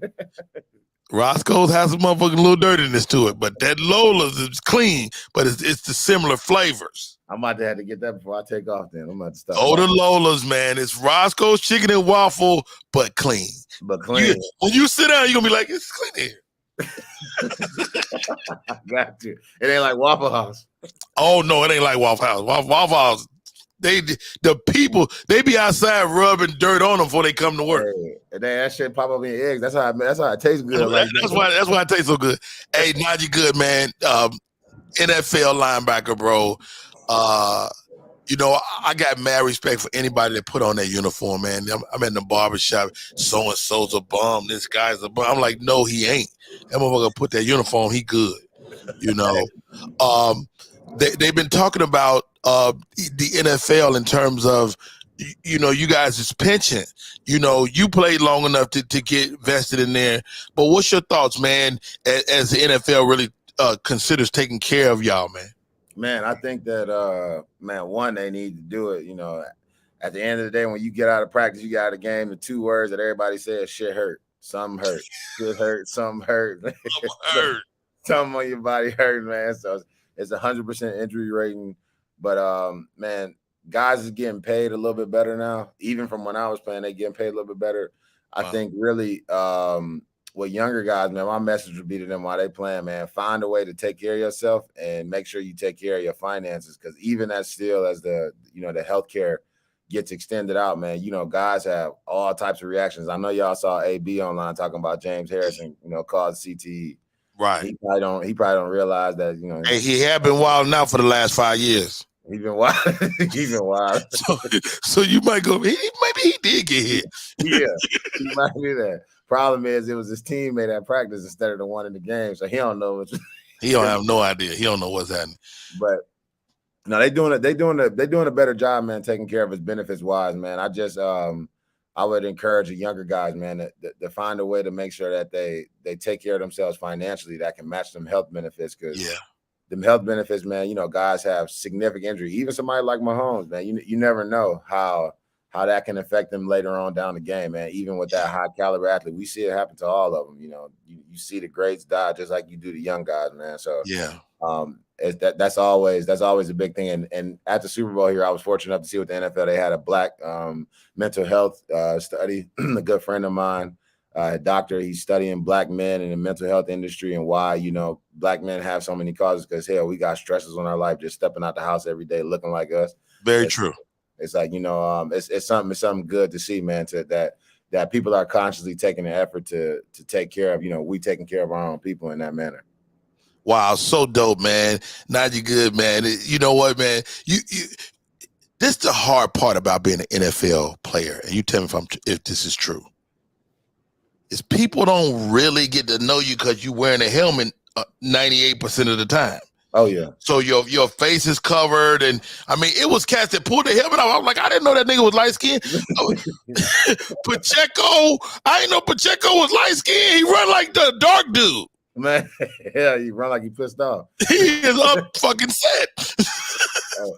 That dude, man, I was happy to see him tote that tater like that, man. But nah, that's exactly it, man. Cats don't know. You taught to be different, man. You taught to on that football field, man. You want to go out there and make an impression, make a lasting play to, you know, knock somebody out. And nah, you don't see it, man. Half the time you walk around, you get into a crowd of people that don't look like you. You know, it's kind of dangerous at the same time that people look at like, oh, you know, who is that and whatnot. But nah, you know, I even seen it this week, man. I saw Deebo Samuels and Kirk Cousins and Calais as kids running all up to him.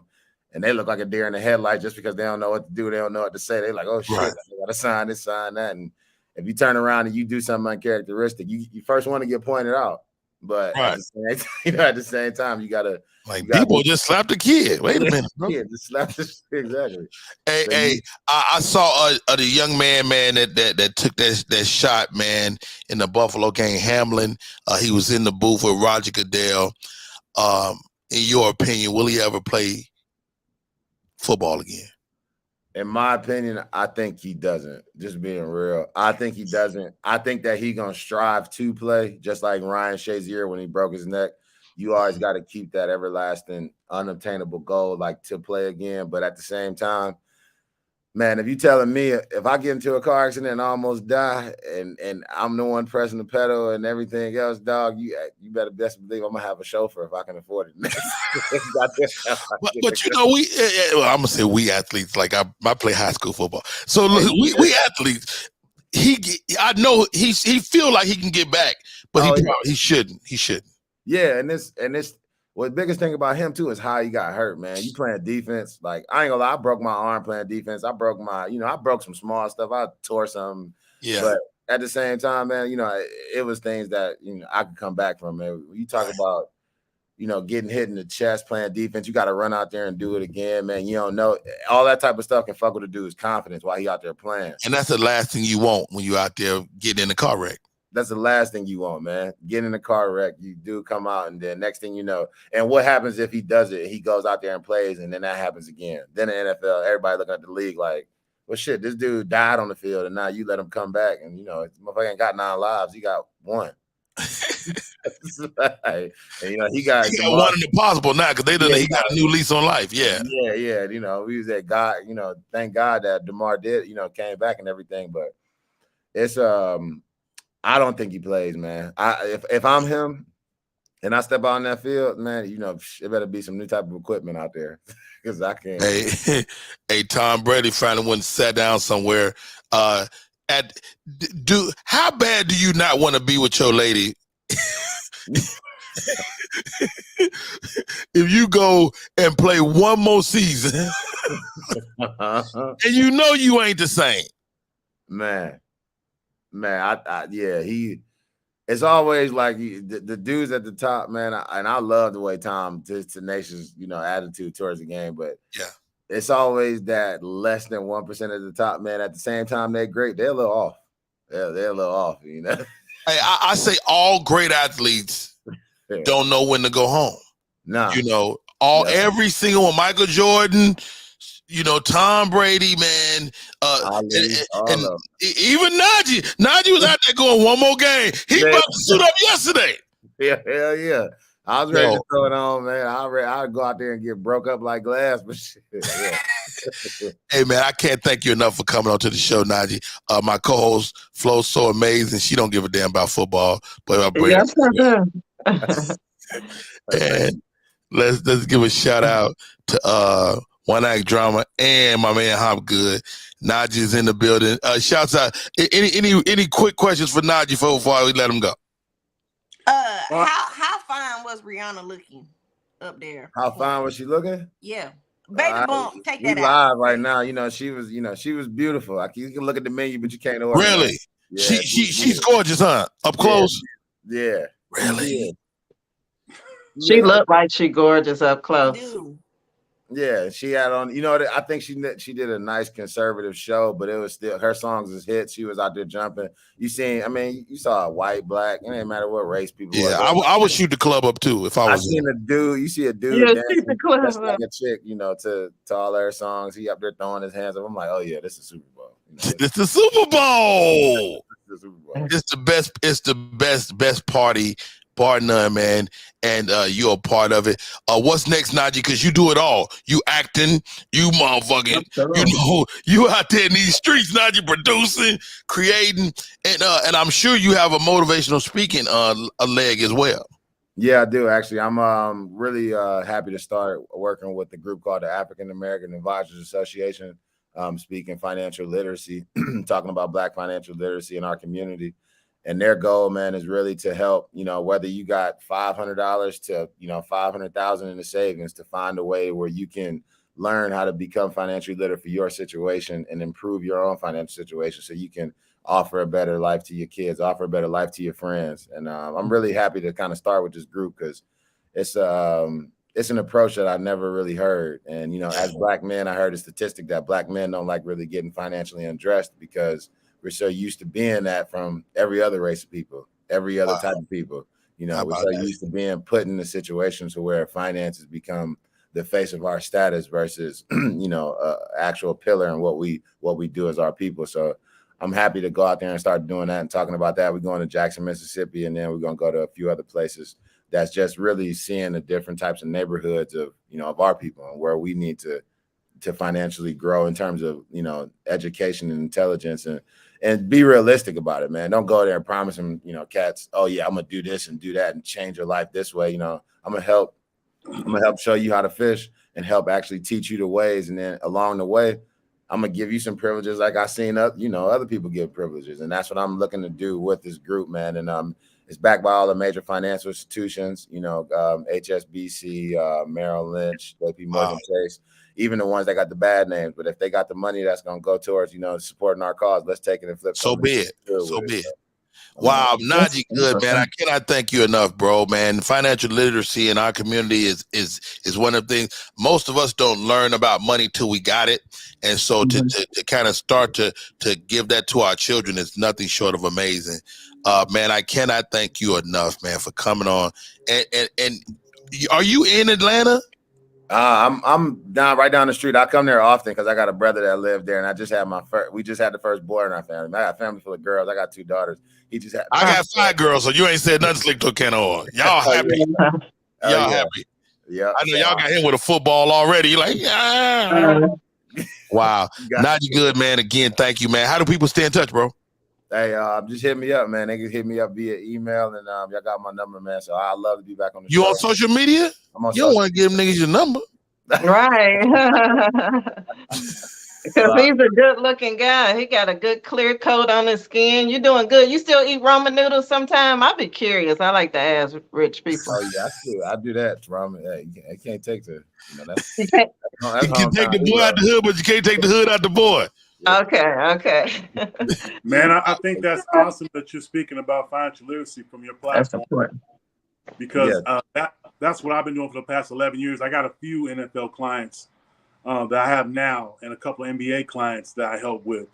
If you like, I can give you some bullet points, some other stuff that like you have to meet, like you say, you have to meet people where they at in their community, how they can put their rent on the credit and boost their credit that way. It's so many things they can do at their level that they can better themselves. Oh, I didn't know about that. Okay. A lot of people don't know, like, even small things that I've come to learn is like you can have an American Express Platinum card making $30,000 a year. I was just talking about it. I got one, and it's like you can have the luxuries of what people see if you make sure you sign up and you finish the email sign off when you go get points or credits or rewards that can help you financially make easier decisions when you travel or go to a hotel or just do little things. And it's really just about, reading to the end of the sentence, or it's about making sure you catch, the clause that say, if you do this, then they got your ass for the next 5 years. So you say, no, I don't want to do it. So it's like, it's things like that you can learn about, that's really, just small little nuggets that in our community, we know how to talk to each other. And when I really heard that, as Black men, even as athletes, man, our contracts is public, and we be in the locker room sometimes BSing like, oh yeah, you don't know what I got. You know what I got. And it's like, mother, I can Google this shit. Shut up. Yeah, it ain't far. I got it right here on my phone. It's like, you can imagine that what happens in our own neighborhood when you see cats rolling around, trying to display themselves in ways that they just don't need to. Because at the end of the day, you want to have the ability to take your family, take your girl, take your kids, take your boys out to do something with, versus putting on the show for everybody else. So it's a bunch of material. It's a lot of time people don't even know you can take your American Express Platinum. I use mine for gas, for my phone, for all my regular stuff. I can do my debit card, and then I reconcile at the end of the month. I use mine in the strip club when I swipe it through the booty. Swap it out. So then you get those points, and you can turn those points into money or a gift card, or give the points to Rodney. Or let me tell you something. Them booty swipes give you 1,000 points. And the fourth lawyer too. You can do that, but only once a month now. You gotta stay on budget. That's true. That's a fact. Hey, y'all. I'm sorry how good. I mean to cut you off. Mr. Najee, man, thank you so much again, man, for coming on the show. Giving us the recap of the Super Bowl, man. A great game. Sad to see. The Bengals should have been in there. Najee, I'm from Cincinnati. The Bengals should have been in. The Eagles got played just like the Bengals did. One bad play. Even though it was that one bad play. That Bengals player, he needed to be. I know Joe, and it hurt him. That hurt. They should have won. You're right. They should have won. You're right. Naomi Moore says, come live with us. Watch Najee and Rodney in the sitcom The Urbans. It's on Tubi right now. Clifton Powell, Donnell Rollins, Bernadette Stannis, all of us in the Urbans, man. Najee, man, it's a pleasure to share the screen and the mic with you, man. Thanks for coming on the show, bro. Thank you. Thank you, guys. Take My care. man. Hey, y'all, what a great recap, right? Right. That's good. Shout out to Tubi. Shout out to freaking Tubi. Now, let me ask a question. Who thought they sat on the remote? Oh, you want to ask another question? Because let me ask a question. Is a question. Go ahead. I'm sorry. Go ahead. Who thought they sat on the remote when the Tubi commercial came on? I Oh, knew that I was a did. commercial. I knew I that was did a too. commercial. Let me tell you something. First of all, you got to go through a whole bunch of shit to get to Tubi. You got to hit motherfucking pull up the thing, then you got to go to that, then hit Tubi, then open it up, then search some shit. This shit don't just come on easy like that. Okay, see, I didn't. A commercial. I leaned on my remote. I thought Oh, I was upset. I was like, what am I doing? What did y'all have? What did y'all eat? One fat boy needs to know. One act drama. Did you watch the Super Bowl? If so, what was your snacks? I watched the Rihanna concert. You know what? I'm sick of it. I'm sick of it. Answer right. Okay, I'm sorry. We had burgers and fries. We had actually the Kansas City. That's his thing. The head coach. I shouldn't have had a burger. I was on their team the whole time, I guess. But we had burgers. You barbecue. Yeah. Hollywood Hotman. What y'all have, man? What y'all have for the Super Bowl? Chicken, egg rolls, and fries. Chicken egg rolls. Okay. Did y'all get them out the box or y'all made them fresh? No, the wife made them. You know Deep what? fried them and everything. Nigga, you might have a win over there. Yeah, I got She's a 28 chef. pounds. I've gained 28 pounds since October. Oh well, Start she going to the might gym kick next week. your ass to the curb. You gained 20. Brad, we both going to the gym next week. I've already paid. I've already went and got my supplements. I said, hey, this ain't me. Quit that. I can't do it. I swear to God, though, before I met my wife, I was a specimen. He was a specimen. Oh my God, FloSoAmazin. I was something to look at. Don't get me wrong. I still had the regular face, but nigga, my body though, nigga, there's all this shit, abs. Oh man. I used to have that one little muscle that point to your penis. I used to have that. It just glazed over now. It look like it's I got. don't want to hear about your body. It's got donuts in it now. They got donuts in it now That with T-shape, cream filling. y'all don't realize, boy, that T-shape will get you everything. Boy, I used to be like, I'm teed out. Boy, that sucker gone now. Anyway, an incredible show today. I cannot thank my co-host enough. FloSoAmazin. How do we stay in touch? I'm on all social media as Najee said, wait a FloSoAmazin. minute, I asked Najee this. Najee said he gave his phone number. He said, you got my number, nigga. I was like, oh. It's hard to throw away them player ways, but they going away. It sounds like you got a good wife. She making chicken egg rolls. So Oh, yeah. But No, that no, was really, Najee. how do we stay in touch, Flo? I'm sorry. all social media is FloSoAmazin, and I do have a show coming up at Uptown with Sherman Goodman. So it's February 24th. Sherman Goodwin or Sherman Golden? Goodman. Goldman. Don't tell him, y'all. Sherman Goldman. No, it's Golden. No, like, it's, my life like it's golden. Yes, trust I me. thought it's Goldman. Okay, Goldman. Goldman is a Jew. I can't. Listen, we both from Ohio, so he's allowing me to feature for him at Uptown February 24th through the 26th, and then I'll be with Steve Brown the following weekend at the Underground Atlanta. So Good stuff. I like that. mhm. I haven't been to the new club yet. Well, I've been in there, but I haven't worked it yet. So I'm excited about adding it to my schedule. It'll be my first time. I haven't been to the new club either. You're gonna kill it. You're gonna love it too. It's like I feel it in my spirit. And then it's a new show, Laugh and Skull including me on every other Sunday. We're doing an interactive show. Start February 19th. And it's called What's Your Problem? So you ask the audience member their problem, and then me, Hank Denson, Joe Smith, and Nick Murphy respond with something, humorous to make light of your problems. I love that. I love that. I might show up for that and bogart my way on that show. One Act Drama. How do we stay in touch? All social media at One Act Drama. That's it. I'm just getting ready to move. That's all. I'm ready to go. Are you ready? She get ready to come to the A. I can't wait. Ready to go. So I can be with my sis Flo. I can't. I hate moving all my shit anywhere. I hate moving. Drama, you leaving Dallas? Yes, I'm gone. How you gonna leave Dallas before we handle what we need to handle? You right. She can always come back and visit. She can always come back.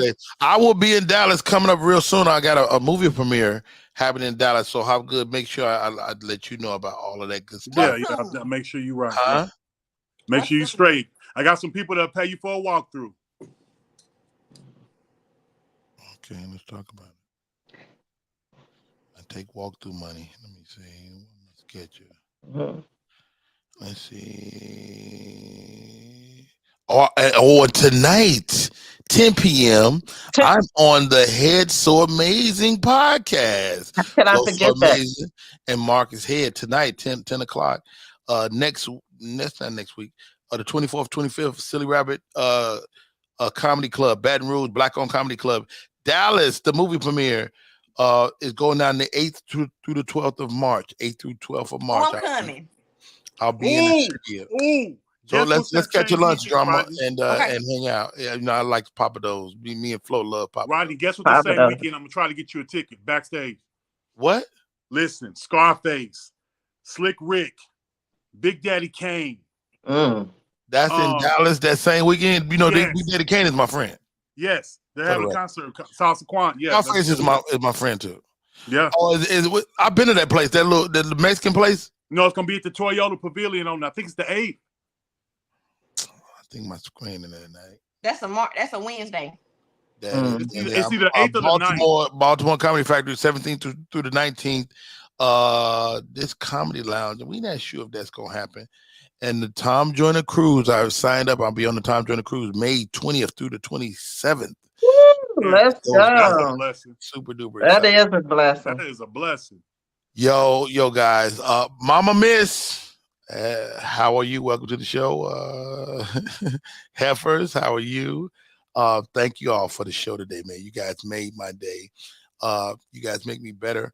Thank you, Flo, for being my co-host for the day. Thank you, One Act Drama, and the usual suspects themselves, Mr. Hollywood Hopgood. Hollywood is always somewhere different, being wonderful. And until tomorrow, we say, who do we got tomorrow, Rodney Perry? I don't know. Let me see. Who we got? What's happening? There it goes. I do got a PP. I've been holding it. You got a pee? Tomorrow I got Heather J. Heather J is co-hosting tomorrow, and we got a special guest that I got to keep private to tomorrow. We'll let y'all know.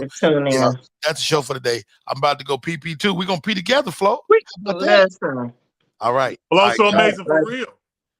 That part. Never miss the caller. Ladies and gentlemen, you guys have been nothing short of amazing. God bless you. Until tomorrow. We out.